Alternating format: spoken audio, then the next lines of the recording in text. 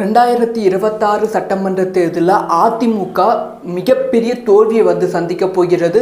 அதிமுகவோட கூட்டணி கணக்குகளை இப்போ திமுக உடைத்து கொண்டே இருக்கிறது. ஸோ அதிமுக மீண்டும் 2026 சட்டமன்ற தேர்தலில் எதிர்க்கட்சியாக வருமா அப்படிங்கிற விஷயமே கேள்விக்குறியாகிவிட்டது. ஸோ விஜய் அவர்களுக்கு வாய்ப்பும் இப்போ அதிகரித்திருக்கு. டீட்டெயிலாக பேச போகிறோம். ரொம்ப இம்பார்ட்டண்டான வீடியோவாக தான் இருக்க போகிறது.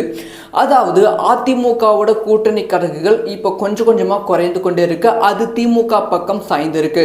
அதிமுகவுக்கு சிறுபான்மை வாக்குகள் தென் மாவட்டத்தில் அன்வர் மூலமா கிடைத்தது. இவர் முன்னாள் எம்பியும் கூட. 2021 அதிமுகவும் பிஜேபி கூட்டணி இணைந்ததால் அன்வர் எடப்பாடி பழனிசாமி அவர்களை விமர்சனம் செஞ்சாங்க. அதிமுக பிஜேபி கூட்டணி விமர்சனம் செஞ்சாங்க. அப்ப 2021 அன்வர் அவர்கள் அதிமுகவிலிருந்து ஒதுக்கப்பட்டாங்க. அதை தொடர்ந்து 2023 மீண்டும் அன்வர் அவர்கள் அதிமுக ஜாயின் பண்ணிட்டாங்க. அதுக்கான மிக முக்கியமான காரணம் 2024 நாடாளுமன்ற தேர்தலில் அதிமுக பிஜேபியும் கூட்டணி வைக்காது அப்படிங்கிற விஷயத்தை 2023 அதிமுக அனௌன்ஸ் பண்ணதால் அன்வர் அவர்கள் வந்து விட்டாங்க. அப்போ சிறுபான்மை வாக்குகள் தென் மாவட்டத்தில் அதிமுகவுக்கு கொஞ்சம் அதிகமாகவே இருந்தது. இந்த சிறுபான்மை வாக்குகள் மூலமா நம்ம சிறுபான்மை வாக்குகளை இன்னுமே தமிழகத்தில் அதிகப்படுத்தலாம் அப்படிங்கிற ஒரு முடிவில் இருந்தாங்க. இப்போ அதிமுக பிஜேபி கூட்டணி மீண்டுமே இணைந்ததால் அன்வர் அவர்கள் எடப்பாடி பழனிசாமி அவர்களை விமர்சனம் செஞ்சிருக்காங்க. அது மட்டும் இல்லாமல் பிஜேபி அதிமுக கூட்டணி விமர்சனம் தொடர்ந்து செஞ்சுட்டு இருக்காங்க. அன்வரே அதிமுக கூட்டணியிலிருந்து இப்போ வெளியே போயிருக்காங்க. ஸோ அதிமுகவோட இதுக்கு மேலே நான் எப்பயுமே இணைய மாட்டேன் அப்படிங்கிற விஷயத்த அன்வர் அவர்கள் சொல்லியிருக்காங்க. அது மட்டும் இல்லாமல் இப்போ திமுக பக்கமும் அன்வர் அவர்கள் போயிருக்காங்க. இதனால் அதிமுகவுக்கு தென் மாவட்டங்களில் சிறுபான்மை வாக்குகள் கொஞ்சம் வந்து கொண்டிருந்தது அன்வர் அவர்கள் மூலமா. ஸோ அன்வர் அவர்களும் திமுக பக்கம் போனதால் சிறுபான்மை வாக்குகள் முழுசா அதிமுகவுக்கு குறைந்திருக்கு. கம்ப்ளீட்டா திமுக பக்கம் சிறுபான்மை வாக்குகள் சாய்ந்திருக்கு. அதையும் தாண்டி ஓ பன்னீர்செல்வம் அவர்கள், ஸோ அதிமுகவில் ஓ பன்னீர்செல்வம் அவர்கள் இல்லைனாலும் என்டிஏ கூட்டணியில் ஓ பன்னீர்செல்வம் இருந்தாங்க. ராமேஸ்வரத்தில் ஓ பன்னீர்செல்வத்துக்கு பெரும் செல்வாக்கு இருந்தது. ஓ பன்னீர்செல்வம் மட்டும் இல்லாமல் சசிகலா அவர்களும், இவங்க ரெண்டு பேருமே தொடர்ந்து அதிமுகவால் நிராகரிக்கப்பட்டதால் முக்கியமாக ஓ பன்னீர்செல்வம் அவர்கள் ஒரு 3 நாளைக்கு முன்னாடி மோடி அவர்கள் திருச்சி வந்துட்டு அப்போ மோடி அவர்கள் சந்திக்க டைம் கேட்டிருக்காங்க. ஆனால் மோடி அவர்கள் சந்திக்க டைம் கொடுக்கல, அப்பாயின்மெண்ட் கொடுக்கல. இதனால் கோபமடைந்த ஓ பன்னீர்செல்வம் அவர்கள் என்டிஏ கூட்டணியிலிருந்து வெளியே போய் திமுகவில் உதயநிதி ஸ்டாலின் அவர்களையும் சிஎம் ஸ்டாலின் அவர்களையும் கிட்டத்தட்ட கூட்டணி உறுதியாகிவிட்டது. ஒரு பக்கம் அன்வர் அவர்கள் அதிமுக கூட்டணியிலிருந்து பிரிந்திருக்காங்க, அதிமுகவிலிருந்து வெளியே வந்திருக்காங்க. இன்னொரு பக்கம் ஓ பன்னீர்செல்வம் அவர்களும் அதிமுகவிலிருந்து வெளியே வந்திருக்காங்க. அதை தொடர்ந்து தேமுதிக பிரேமலதா விஜயகாந்த் அவர்கள் ஆல்ரெடி அதிமுக மீது செம கோபத்தில் இருக்காங்க. எம்பி சீட் ப்ராப்ளம் காரணமாக எம்பி சீட் கொடுக்குறேன் அப்படின்னு சொல்லி தான் 2021 சட்டமன்ற தேர்தலில் தேமுதிக கூட்டணி உறுதி செய்யப்பட்டது. ஆனால் இப்போ எம்பி சீட் கொடுக்காததால் தேமுதிக செம கோபத்தில் இருந்தாங்க. இப்போ தேமுதிக பிரேமலதா விஜயகாந்த் அவர்களும் விஜய் பிரபாகரன் அவர்களும் முதலமைச்சர் ஸ்டாலினையும் உதயநிதி ஸ்டாலினையும் சந்தித்திருக்காங்க. ஸோ இந்த கூட்டணிக்கான பேச்சுவார்த்தையும் நடந்திருக்கு. ஆனால் கூட்டணிக்கான அஃபிஷியலான அறிவிப்பு ஜனவரி மாதம் நடக்கும் மாநாட்டில் அறிவிப்போம் அப்படின்னு சொல்லியிருக்காங்க.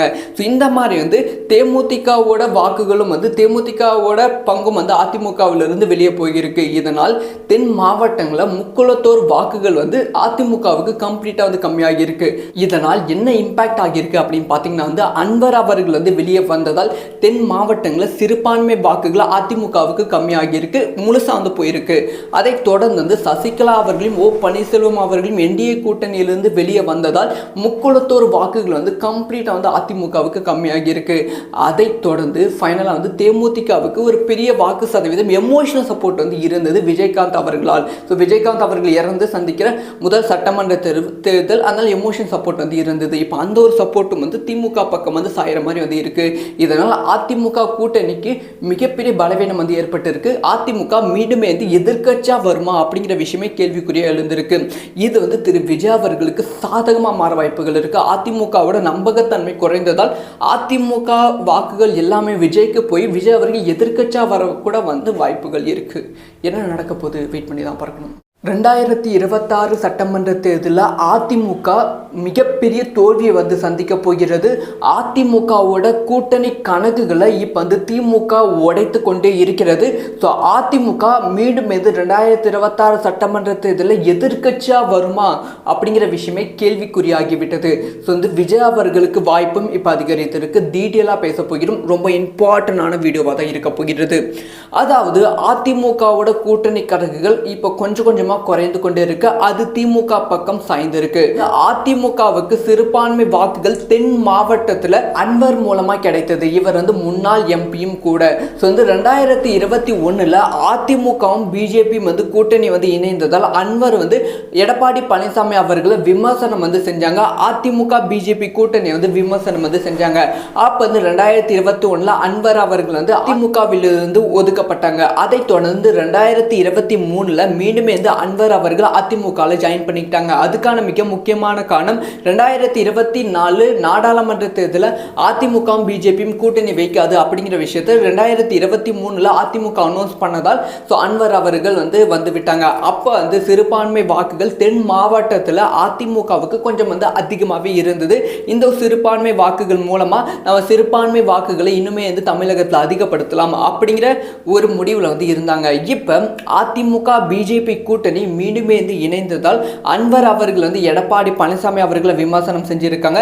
அது மட்டும் இல்லாம பிஜேபி அதிமுக கூட்டணியை விமர்சனம் தொடர்ந்து வந்து செஞ்சுட்டு இருக்காங்க. அன்வரே வந்து அதிமுக கூட்டணியிலிருந்து இப்ப வந்து வெளியே போயிருக்காங்க. ஸோ அதிமுகவோட இதுக்கு மேல வந்து நான் எப்பயுமே வந்து இணைய மாட்டேன் அப்படிங்கிற விஷயத்த அன்வர் அவர்கள் சொல்லியிருக்காங்க. அது மட்டும் இல்லாம இப்ப திமுக பக்கமும் அன்வர் அவர்கள் போயிருக்காங்க. இதனால் அதிமுகவுக்கு தென் மாவட்டங்களில் சிறுபான்மை வாக்குகள் கொஞ்சம் வந்து கொண்டிருந்தது அன்வர் அவர்கள் மூலமா. ஸோ அன்வர் அவர்களும் திமுக பக்கம் போனதால் சிறுபான்மை வாக்குகள் முழுசா வந்து அதிமுகவுக்கு குறைந்திருக்கு. கம்ப்ளீட்டா வந்து திமுக பக்கம் சிறுபான்மை வாக்குகள் வந்து சாய்ந்திருக்கு. அதையும் தாண்டி ஓ பன்னீர்செல்வம் அவர்கள், அதிமுகவில் ஓ பன்னீர்செல்வம் அவர்கள் இல்லைனாலும் என்டிஏ கூட்டணியில் ஓ பன்னீர்செல்வம் இருந்தாங்க. ராமேஸ்வரத்தில் ஓ பன்னீர்செல்வத்துக்கு பெரும் செல்வாக்கு வந்து இருந்தது.